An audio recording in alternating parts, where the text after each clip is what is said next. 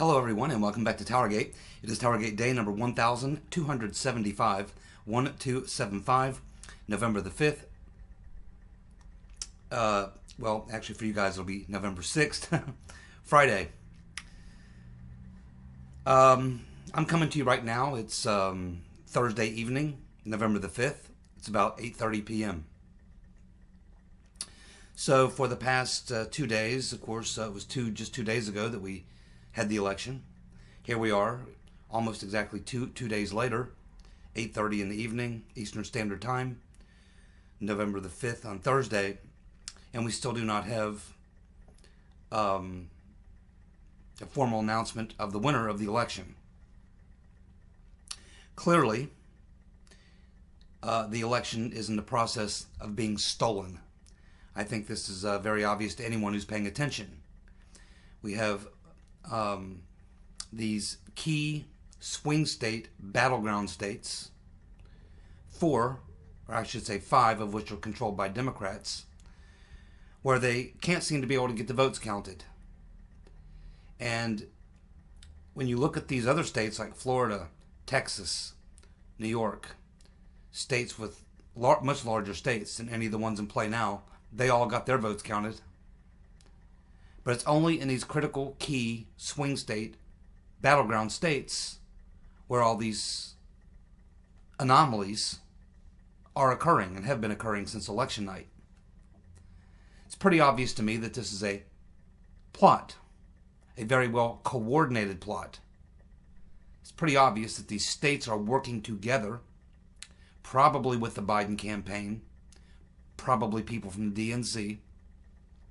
Clearly there's coordination going on, because what you have, and what we have had since election, the night of the election, is you have them suppressing and holding back from awarding Trump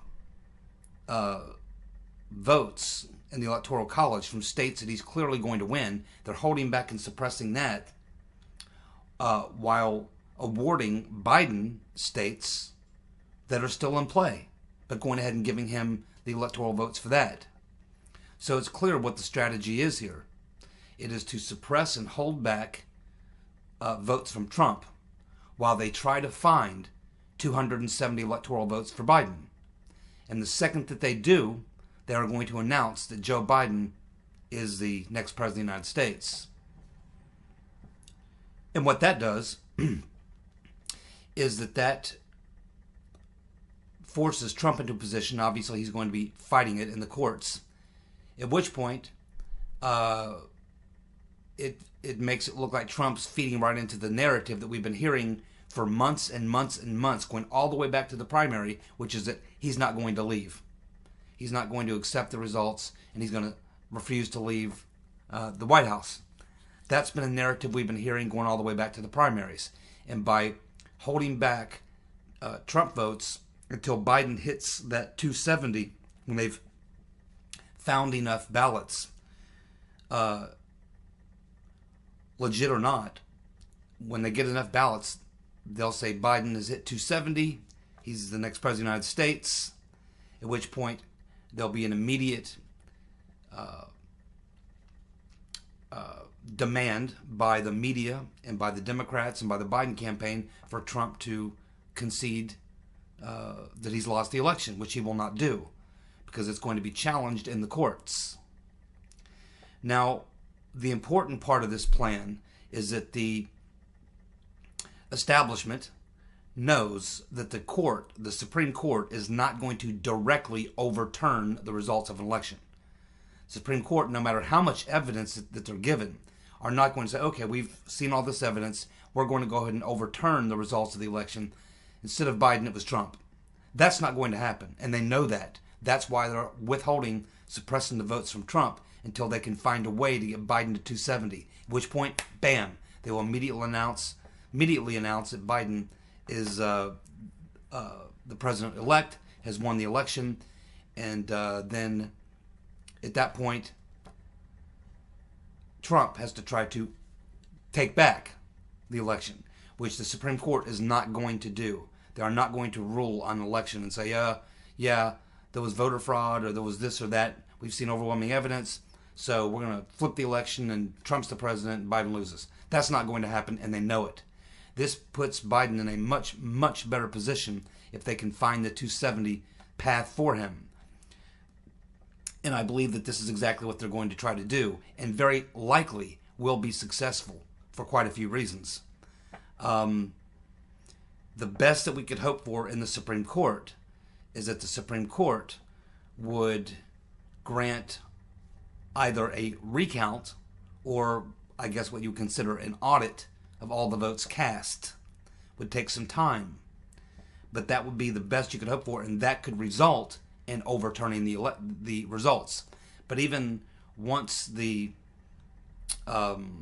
recount, if it showed Trump winning, because Biden would have already been announced the presumptive nominee, it would have to go through, I don't know what kind of process that would be, because we've never done it before. But it would be more than just, them saying, oh, okay, well, we're going to change our mind. Biden didn't win, Trump did. No, I don't think it would be like that, because then Biden's going to file lawsuits. So you're going to have counter lawsuits. This could go on for months and months, and they know that. So they know that if they get Biden to 270, and then they announce that he's the next president, and then they counter Trump's lawsuits, they know that they can fight this and keep it in the courts, at least that's what they would be hoping for, until January 20th. When you reach that fateful day, what do? Well, if Biden had already been named as the president, and it's all in the courts, Biden would then assume the presidency, and the courts would continue. But now you would actually have Biden in there with his team beginning to run the government.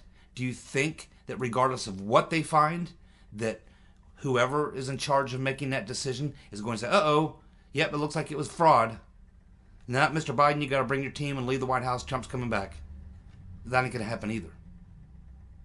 So this is the situation that they are now setting up. That's why I believe, and I probably hate more than anything in my life having to tell you this, but if they are successful at finding 270 votes for Biden, and that'll probably happen at 3 or 4 o'clock in the morning when we're all sleeping, so that we wake up in the morning, we find out about it. Just like we found out about those, hundreds of thousands of votes that suddenly turned up in the middle of the night. We'll wake up in the morning and find out that they've found the 270 and announced that Biden is the next president. And regardless of what happens in the courts, the only way that Trump could succeed at that point is if he could get resolution before January 20th. And, it's 2 months away, but with the right legal maneuvers and thousands of lawyers on the side of Biden, the establishment, the Democrats, they could probably lock it up and make sure there's no decision brought forward before the 20th. All the while, you're going to have the media 24/7 exerting tremendous pressure round the clock, every single second of every single minute of every single hour of every single day, demanding Trump concede. They'll be running the narrative that they created way back in the spring, that Trump will not leave, that he's this dictator. It feeds right into the narrative that they created a long time ago, which tells us, again, this is obviously a very coordinated plot, and I think that this plot probably was cooked up after they failed at the impeachment. They were probably hoping to take him out in impeachment. When that did not work, they probably said, well, the last option we have now is to take him out in the election. And wouldn't you know that the primary guy that got all this started on the Democratic side, sort of the brain trust of the legal framework of all of this on the deep state side, is none other than Mark Elias, the same guy who commissioned the dossier for the rotten Reverend Clinton. I guess what is probably bothering me most at this point is the lack of support I'm seeing for the president, particularly from the Attorney General. Here is Attorney General Barr. He understands the stakes. He understands the consequences, just like he did before when he said that there would be developments before the election. Turns out there was none. Said that he would make sure that there's some sort of a explanation before the election to let people know what did happen in 2016. That did not happen. So now he's sitting there on his ass, and I'm still waiting. I've been waiting now for 2 days for Attorney General Barr to step forward, because election fraud is a federal crime. We now have multiple uploads of YouTube videos of people who actually working there in these polling locations who are making videos saying, yeah, I'm telling you, man, this thing is rigged. This thing is rigged. Overwhelming evidence that there's a lot of funny business going on, and it's really common sense. You can just look at it. Why is it that only these critical swing states, battleground states, are the only ones that are having problems counting their votes? Why are they dragging their feet? This is exactly what they did in California in 2018. Night of the election, you have these 6 Republicans that all won their seats. Then they start counting some more votes. And they just keep counting votes until they get to the number they need. That's what they did. And that's what they're doing this time. I mean, maybe California was the test run for what they would do in 2020. And it succeeded. They got away with it. And again, that's why you cannot let these people get away with this stuff, because they'll do it some more. That's why Attorney General Barr should have known from everything that he learned from the Spygate fiasco, the coup attempt, the faux impeachment trials. From all that, Attorney General Barr should have known what was coming, and he should have been very quick to act. Again, election fraud is a federal crime. Now, Christopher No Shit Sherlock Ray, head of the FBI, as soon as he realized that there may be something going on, he should have been involved with the FBI. They should have deployed people to all these polling places. Attorney General Barr should have gotten an injunction or something to stop, to put a pause, to slam the brakes on everything that was going on until they could force these crooked states who are engaging in this election fraud to follow the rules, such as allowing people to watch the voting, such as making sure that it's all being done on the up and up. But I've heard nothing from Attorney General Barr. And I go over to Carrie Kupek's Twitter, and all she's got up there is, if you notice any election fraud, report it here, and there's a link. Well, my guess is there's probably thousands and thousands of people who have been reporting it, but they don't have to go to the link. All you have to do is get on any news and information site that isn't left-wing, or go over to YouTube, and you have the actual election poll workers uploading videos telling you. They know what's going on. They know what's going on. They're doing nothing. It should also be noted that according to Article 2 in the Constitution, it is the state legislatures that actually have the authority in how the election is handled. And 4 of these states that are in play have Republican legislatures. They could have taken action by now. They still haven't done it. I'm very disappointed to see the smiling, cackling, hackling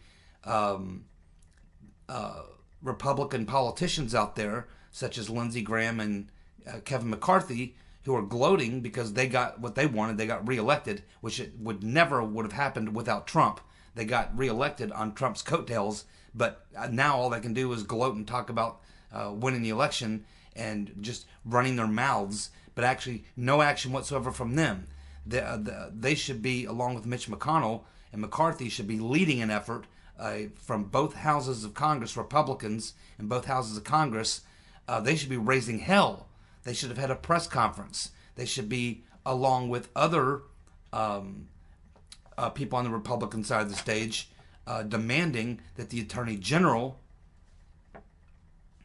step up and intervene in this theft of an election. This is a theft of an election.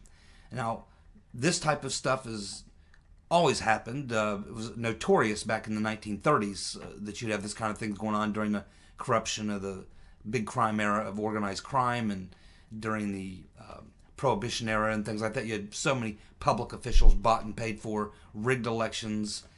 Of course, the Lyndon Johnson, his election to Congress, his first election to Congress is a classic American story of how you rig an election. We've had this on local level, at the small levels, but we've never seen it done before on the national level, the presidential level. And that's because they normally don't have to. Normally, the deep state rigs the primaries. So they don't need to rig the general because they have two establishment candidates and they really don't care which one wins. They're both establishment. They don't care. But Trump, of course, beat their system in 2016. And once the impeachment failed and the Mueller witch hunt failed and all the other things failed, I think they realized that their next best opportunity to put an end to Trump would be the election. So this plot has been cooked up. It's clearly a coordinated plot. There's clearly coordination going on between these governors. Clearly, we have these guys communicating, saying, "Hey, man, hold off on your votes. Hold off on your votes." It's like Georgia, and that's a Republican governor there, or North Carolina, possibly North Carolina. Hold off and don't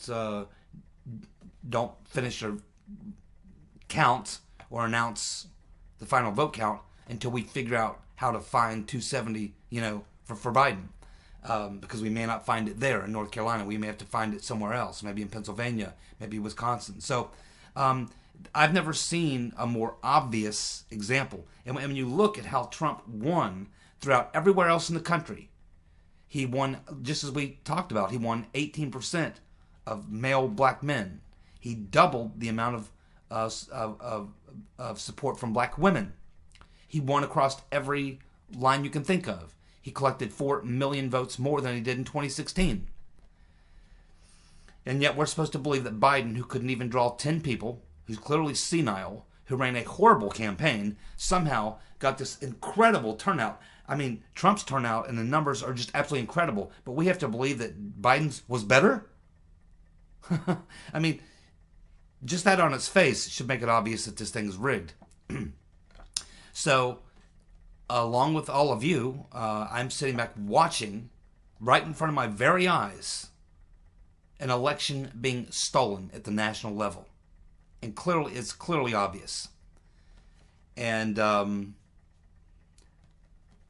this just proves that the deep state felt they had to get rid of Trump so badly that they're willing to literally destroy. I mean, this is scorched earth. Destroy the system of elections in our country. Because will any Republican, if they steal this election from Trump successfully, will any Republican ever feel that we have fair elections in this country? And if Trump is successful in court and ends up maintaining and rightfully being sworn in as for a second term, will people on the other side, on the left, will they ever believe or trust in a fair election again? Will anybody ever trust? And that's dangerous, my friends. When a country of over 300 million people no longer believe or trust in the system that they use to elect the president, you have the opportunity for a powder keg in every single election. Not only will it disincentivize a lot of people, think about all those people who Trump, for the first time, all these first-time voters, have never voted in an election before. Because they've always said, oh, it's rigged, it's blah, blah, blah, blah. But they finally get someone who they will actually say, I want to vote for that guy. Or they get convinced by a neighbor or friend or someone called them on the phone from the Trump campaign. They're finally convinced, yeah, I think I am. For the first time in my life, I'm 50, 60 years old, never voted before. I'm going to go out and vote. Think about that person who's never voted before for this very reason. In the very first election that they decide to go vote in, and it ends up being a rigged election. And what's going to be the response from both sides when a final decision is made? This is scorched earth, and it's dangerous, and that's why I cannot believe that Attorney General Barr is allowing this to happen. I don't know what's wrong with him. Clearly, we misjudged Attorney General Barr. He is not what we thought. He is not what we thought. I just have no explanation for his lack of action. I fully understand Christopher No Shit Sherlock Ray. In fact, the FBI is probably involved, quite honestly. But Attorney General Barr, He's dropped the ball so badly, so badly. He will go down in my mind as the worst attorney general in the history of our country. I cannot think of anyone who was faced with such a situation and so badly handled it in every single aspect you can think of. He just completely has blown it. And it's not just Spygate, how badly he blew that. Now this comes up, and he has a chance to somewhat redeem himself. Yet I've heard nothing, even though we have obvious election fraud. Even if you don't have all these specific examples, which we do, but let's just say you don't even have a single specific example. Just on its face, looking at what happened across the country in the elections, you have all these states with huge amounts of populations. Florida, Texas, New York, Illinois, even Ohio, states like this. Yet you have these states with much smaller populations and they can't seem to get the votes counted. They don't even need 1 extra day. They can't do it in 2 extra days, 3 extra days. They need 9, 12, whatever. And they keep finding more and more and more votes. And every time the votes that come in after Election Day come in, they're all for Biden. 70, 80, 90% of them. I mean, it's not believable. There's obvious election fraud going on. And that's a serious federal crime. Carries a $10,000 fine and a 5 years minimum in federal prison when you get busted for election fraud. There's overwhelming evidence. And Attorney General Barr is a smart enough person to know that if they can find 270 for Biden, once they announce that he is the winner, that it would be nearly impossible to rectify the situation after the fact. Nearly impossible. I'm not even sure if there's a mechanism in place to do it. Even if it goes to the Supreme Court and they say, you've proven your case, overwhelming election fraud. These votes don't count, these votes don't count, these votes don't count. They can throw out all these votes, but they're not going to say, they're not going to award the presidency to Trump. The only thing the Supreme Court would say, we're going to throw out these votes, these votes, these votes, these votes, these votes. There. And then throw it back to the election commission or whoever certifies the election in that state. Maybe they'll kick it back to Congress. I don't know. But I can absolutely tell you I'm about 99.9% sure the Supreme Court is not going to name one of the two candidates as the actual president based on their legal finding. The only thing they'll do is say, these ballots have to be thrown out, these have to be thrown out, whatever. They're not going to be the ones to make the call to change the election. And because we've never been down this road before, I don't know who would. But I do know that according to the Constitution, it's actually the whoever controls the state legislature controls the election process in that state. And the Republicans control it in 4 cases. Another thing that's very interesting about this is you have corrupt Democrat establishments controlling the situation in Michigan, Wisconsin, Pennsylvania, and North Carolina. And in some respects Georgia, because even though Georgia has a Republican governor, there have only been 3 in the last 100 years. So the establishment in Georgia is mostly Democrat. But then you look at the 2 western states that are in play, Nevada and Arizona. Well, who runs those states? Well, even though he's no longer the senator, it's still his political machine that still runs Nevada, and that is Harry Reid. It's the Harry Reid political machine that runs Nevada. And if you look at Arizona, it's the Senator Magoo, his former political machine that runs Arizona. So in each of these states that you look at, these are all states where you have sworn enemies of Trump and generally Republicans, but specifically Trump in every one of these states.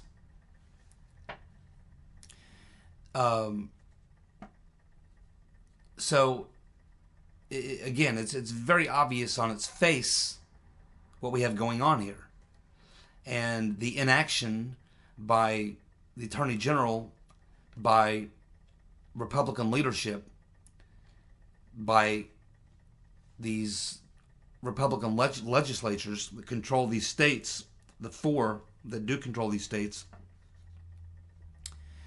their inaction is unnerving to me.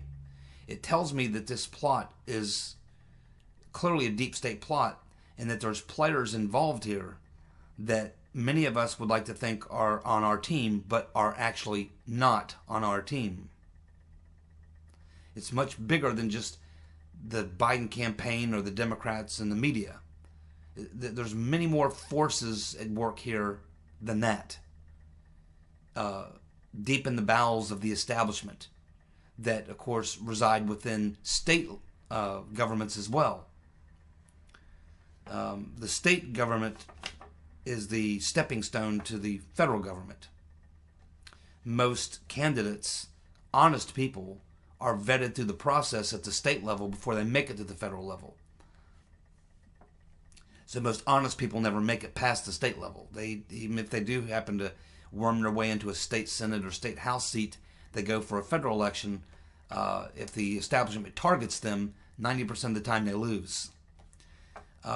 Sometimes you can beat them because the establishment can't win every time.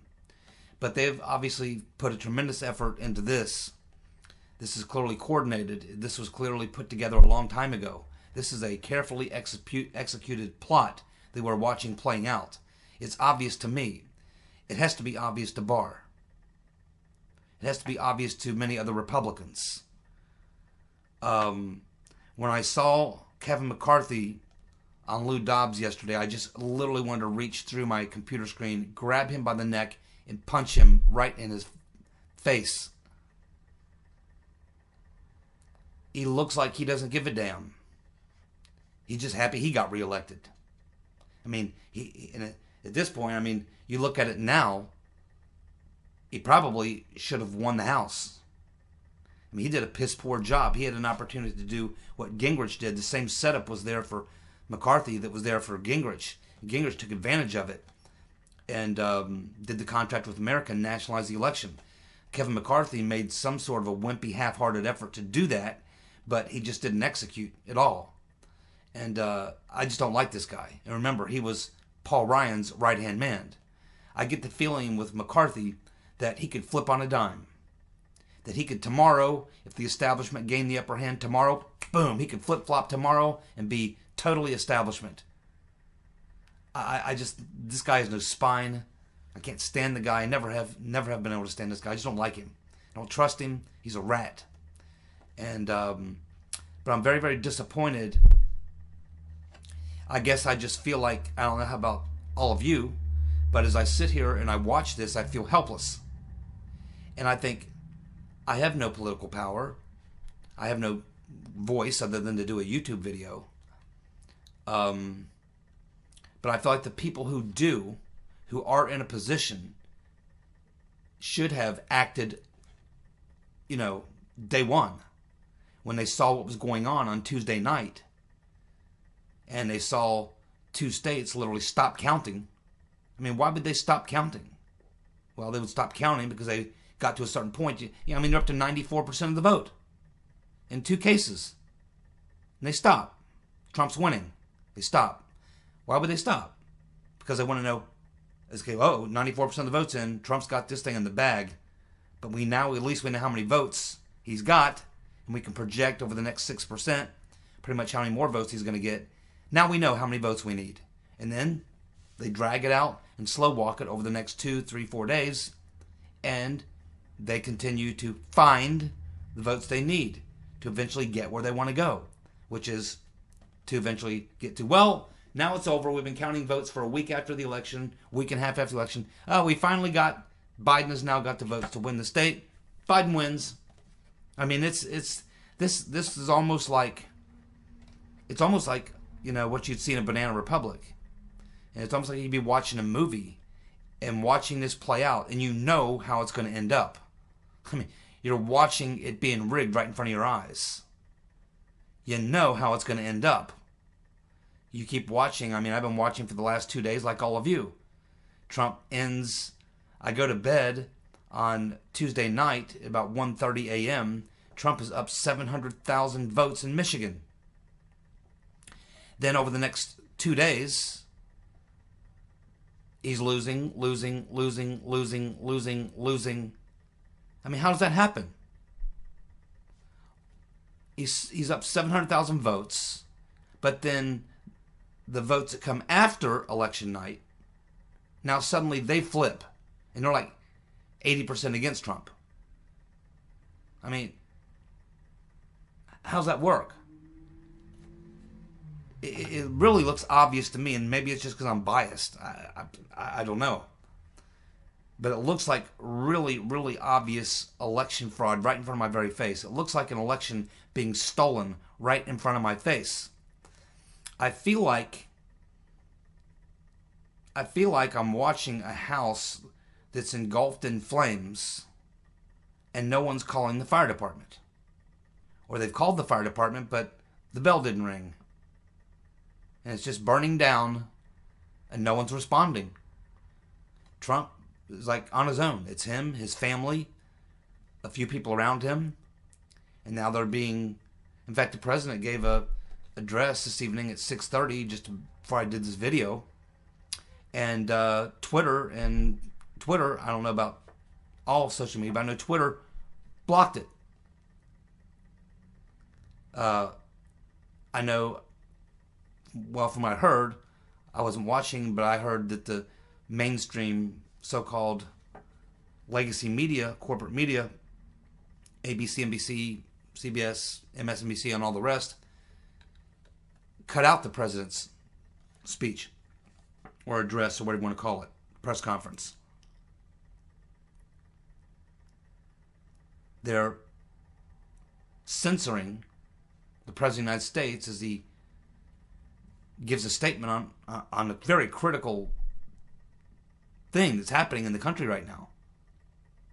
I mean, can you imagine this any other time in history?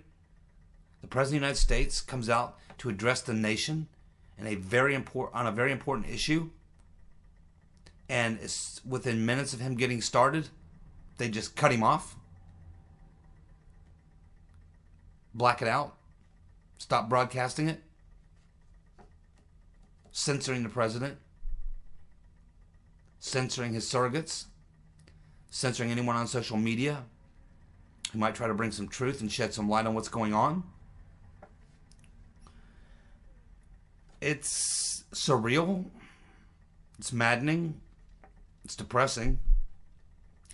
And I know there are a lot of those type of YouTubers that you'll watch, which will say, hey, let's, Trump's going to win. So go ahead and just be happy and don't be discouraged. Don't be depressed. And who the hell are they? They don't know. They don't know. They're just YouTubers like me. They don't have any information. They're just those types of people, I guess. And I guess we need those types of people. The people to come on, be cheerleaders, the rose-colored glasses crowd to come on and try to make us all feel better. It's that they felt it's their job to do a YouTube video to comfort all of the thousands or hundreds of thousands of people who watch their YouTube videos. And maybe they feel that they've been anointed to be the person to spread the good vibes. But I guess my YouTube channel has always been a little bit different. I've never been that way. As many of you have been watching my videos for over 3 years now, going all the way as we've been covering the Spygate story, you can tell when you watch my video that I don't fake my emotions. How many days did we go through Spygate where my videos are probably extremely depressing? And how many videos did we do when we had great news and things came out and I was very excited and happy and all you were excited and happy to get the news? And so, I'm real. When I'm depressed or angry or whatever, you can tell that. When I'm happy or excited, you can tell that. I don't, I'm not trying to, put on a show or anything like that. I'm just like all of you. I'm exactly like all of you. Sitting back watching all this, I'm not going to sugarcoat things and tell you that I feel some way that I don't and try to be a cheerleader. I would say it's always best to be positive and optimistic, and we should always remember that Trump is a fighter, and he's held his own against the deep state up to this point, seemingly on his own. But you can only win so many matches against the deep state. Eventually, they keep coming at you enough times, eventually they're going to succeed.